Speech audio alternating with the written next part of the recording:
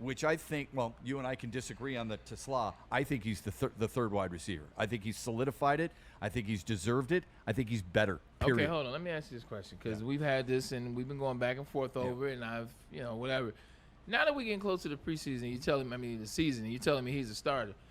Are we really going to pay that much attention to the guys that he was going against in training camp? Because although he ran some good routes, although he made some nice contested catches, they're still against guys that probably won't make that won't be on the opening day roster for the teams they playing against. Right. Like he still hasn't done that against, insert who we open up the season against. What's that secondary? Have you done it against the starter for that one? Have you done it against the second team guy? Do you know what you're going to do in games? Tim Patrick has done that.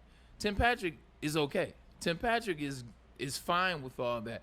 We don't know that about TeSlaa yet. So we can't necessarily take the preseason and say that he's a starter based on going against 4s, 5s, 6s, and guys that may be working at Dunkin' Donuts in a week. Yeah, I don't know if they were 4, 5s, and 6s, and they could be 2s and 3s, which still doesn't sell you on that. Here's what I do know. He was available, the other guy wasn't. And I watched a really good segment on Woodward Sports called Braylon's Breakdown. And Braylon's Breakdown gave me a lot of confidence on what Isaac TeSlaa could do because of his size, his speed, his legs, his body control, and maybe more importantly from Braylon's Breakdown, and you should watch it sometime because it's really, really good, his hands and how he catches the ball.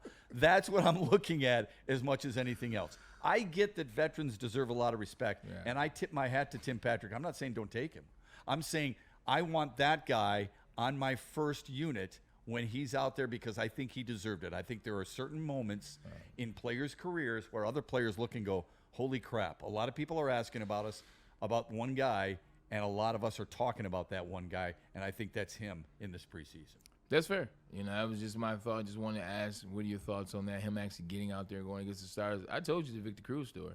Yeah. And I stand firm on that story. I know I say it all the time, but it makes sense. Just for those who didn't hear it, can you just reiterate it, please? 2010 preseason, second game of the year. I was with the Jets, and we were playing the Giants, and Rex Ryan wanted to be the tops in New York. Like he wanted to beat the Giants. He wanted to be the big dogs, the top dogs. We were coming off the AFC Championship loss the year before, so he played his starters in week 2 for the whole half. Which, for preseason games, they weren't doing that back then. Game 2 is like we'll give you 2 series, or we'll get to the end of the first quarter. Game 3 is the half, and then game 4 you don't play. He said, skip that. Revis, you're in there. Crow, you're in there. Jason Taylor, you're in there. Everybody was in there, and we played against the Giants. Well, they played their backups, and they played a guy by the name of Victor Cruz, who no one really knew about, out of UMass. And he had 3 catches. He had 3 touchdowns, and he had 178 yards on Revis, 2 of them, and on Kamara, the other one. So you knew then. Wow. But to that point, he did that on Revis and Crow, and it was like, put him in the game. Get him in the game. Yeah. And then he ended up starting opposite of Akeem Nicks at the time. Yeah, and so then the salsa dance was pretty special too. The dude could play. He was flat out really good. And I'm not... Ended quick too. Oh. It ended quick. Like he left New York. He goes to Chicago, scores a touchdown on like the first or second play in the preseason. And Carucci. And then that was, and then the next thing. Can't forget Carucci. about that. You know what, Ricky? Touche, Ricky. But I think Victor was one of the first people to 100% because she messed up the last guy she was with. But I think he was one of the first. He kind of messed himself up too, but she was part of it. I think he was one of the first guys that understood the brand and where the money was going. Because Victor was hella into the fashion side of things in New York. When you win the Super Bowl in New York, you can do what the hell you want to do. Yeah. And I think he looked at it from, am I trying to fight to play for this bum-ass Chicago Bears? Or am I going to go do this deal with Louis Vuitton that's going to send me over to Fashion Week? Or am I going to do this business endeavor? So I think that's what he did. He made a business decision, and it worked out well for him. Yeah, it just seems like you're right. He's in Chicago, and then the next thing you know, he's on Dancing with the Stars, and you're like, what the hell is going on here? Yeah. But I think it's a really good problem to have. I think it's a really good debate. I was talking with my sons over the weekend, and they're big Tim Patrick fans, and they're like, Dad, TeSlaa's not the 3, and here's why. And I gave him the same spiel that I gave you. I wouldn't take 7 wide receivers. Yeah. I want my depth to be up front with rotational guys. I think you're going to see all these targets for Jamison Williams and Amon-Ra St. Brown and Isaac TeSlaa and Tim Patrick eventually, and maybe a Khalif Raymond. Outside of that, I don't need them.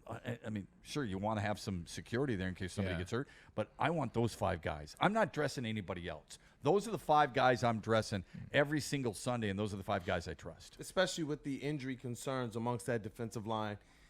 This is something that you have to be a strength. We saw what it did for all of the teams that made somewhat of a run in the playoffs.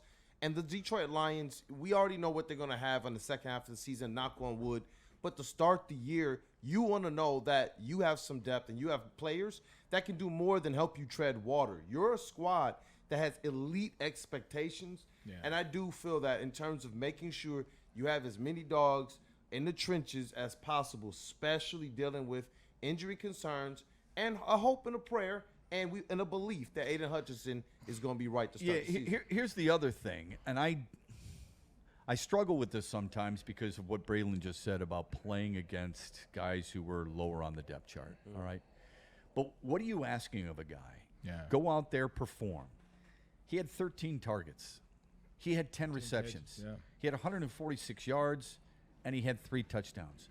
Not to mention, the thing that drew your attention more than anything else is his willingness to block downfield. Now, you are much better at figuring out whether or not this guy ran really good routes. Yeah.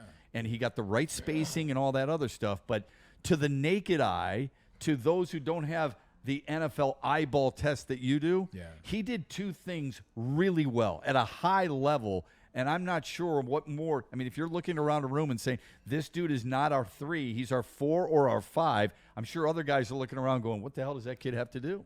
Yeah. He's got to do it. To be honest, he's got to do it when the season starts. Right.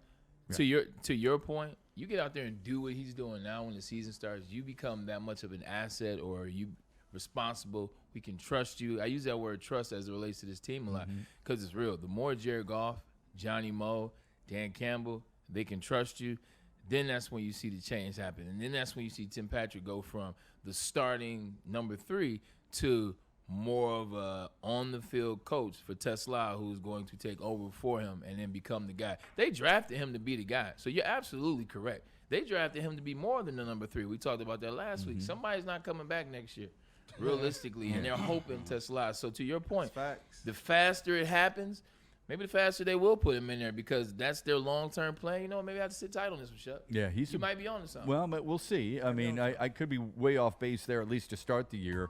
But I think once the year does get rolling a little bit, he will be in there. I think he's an absolute beast. I love what he does, and I'm not going to lie to you. It's not like I picked this out of Arkansas, for crying out loud. I did learn on Braylon's breakdown. I think this is where this show gives you something that nobody else brings to you. And, I mean, he's just really, really good at what he does, and he's in the right places at the right times. All right, buddy?